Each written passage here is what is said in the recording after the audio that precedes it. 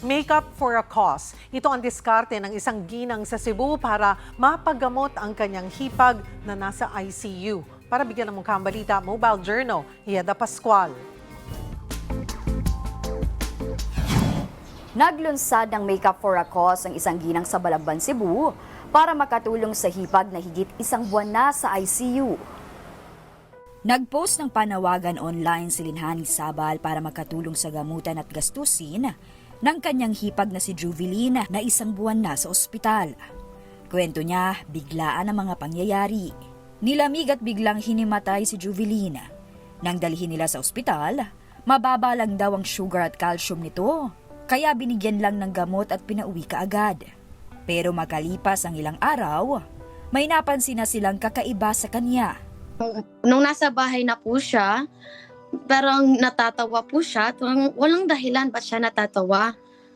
Tapos, ayun, nung parang as the day goes by, ilang days po, natatawa po siya. Tapos magagalit, tapos mahihimatay na rin po.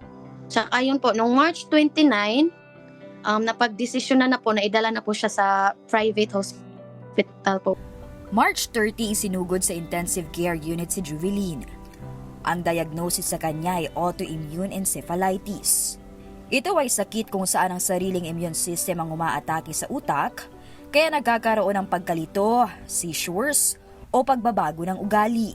Mga bagay na napansin nila kay Juveline. Nung dinala po siya sa hospital, pangalawang araw na, hindi na po siya kumakain tapos hindi na po siya nakakalakad. Hirap po kasi hindi namin inasaan maging ganyan siya kasi healthy naman siya Saka hindi ganong lumalabas ng bahay kaya parang ang hirap talaga sa amin po. Lang nabigla kami. Hanggang ngayon wala pang malay si Juveline. Patuloy pang lumalaki ang bill nila sa ospital na ngayon ay nasa higit 2 milyong piso na. We are asking for your help po para po sa aming sister-in-law na nasa ICU. I'm a freelance makeup artist. Pwede kayong mag-avail sa akin po. At ang lahat ng proceeds ng aking pagme-makeup po ay ibibigay po para sa medical expenses ng aking sister-in-law.